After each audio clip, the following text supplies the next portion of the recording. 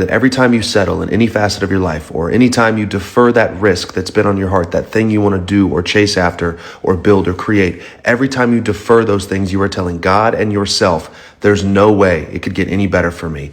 This is all that I have. This is as good as it could get. You are spitting in the face of God and yourself. Act on the messages that God places on your heart, because hope deferred makes the heart sick, but a dream fulfilled is a tree of life. That's Proverbs 13:12. It isn't easy, but it is simple. Don't overcomplicate it. Most people waste their lives trying to find validation from other people and trying to prove instead of trying to improve. And that's the reason why a lot of people are stuck in life. So you need to focus on yourself and try to improve rather than to prove something to other people.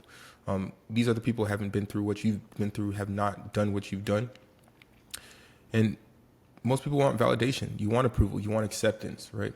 But the truth is you'll never be enough for everyone, and that is okay. That's okay, right? So the goal is to be enough for you, to wake up, look in the mirror, and know you're living your vision. You're like, okay, like I'm getting the things that I want to get done for myself and no one else, right?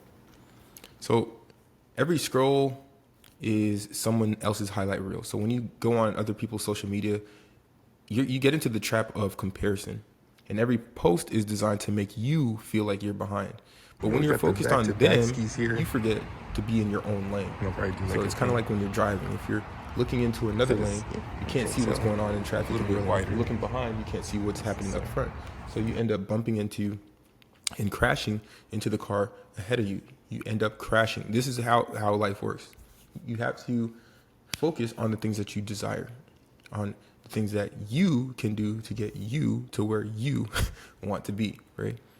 But like I said, when you focus on them, you forget your own lane. You stop building your body, your business, your peace, because you're too busy observing someone else's. You're like, oh, what are they doing? What is this person doing? What is this person doing?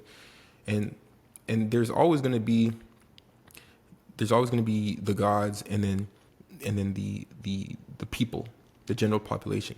There's always going to be the celebrities and the regular people. There's always going to be the athletes who are above everything, whatever, and then the admirers, the audience, right?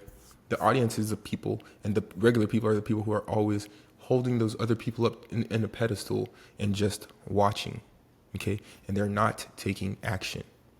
That's what's going to separate the best from the rest. They're not taking action, okay? So remember, comparison kills conviction. And you can't create abundance from a place of envy, okay? But being selfish, it's not bad. A lot of people keep saying, like, oh, like, you're so selfish. But in fact, they're gaslighting you so that you can pay attention to them because they're selfish, right? And I talked about this in another video, but we've been conditioned to believe that being selfish is wrong. But what's wrong with prioritizing yourself, your peace, right? Being selfish doesn't mean you don't care about others. It means you're pouring from a full cup. You can't inspire anyone else if you're drained, right? You can't give love if you don't love yourself first. So stop feeling guilty for choosing yourself, because that's where self-respect begins, right?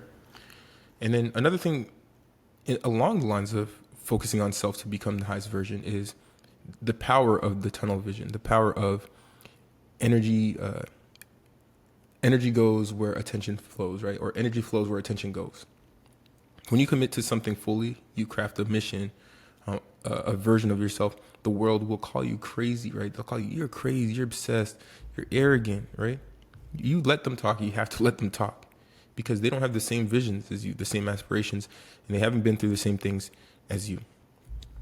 So if you want an orange and this person wants an apple, they're going to say, oh, you're crazy. You're crazy. Like, that's an orange. Well, you don't want an apple. You want the orange.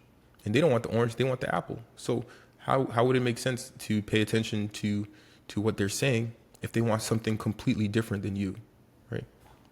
So every champion, every master, every person who changed their life was called selfish at first. That tunnel vision is how you separate from mediocrity. It's how you flourish, no pun intended. Okay.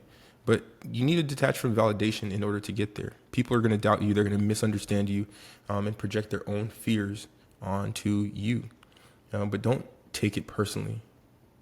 What they call selfish, God calls alignment. Okay. So detach from the noise, detach from the likes, the comments, the gossip. That's not your currency. Your energy, your focus, and your peace, that's your wealth. So focus on you. Be selfish with your time, your dreams, your energy, because when you build yourself, everything around you transforms. Your relationships get better, your body gets better, your money grows. You don't chase, you just attract. And that's the essence of being fit to flourish.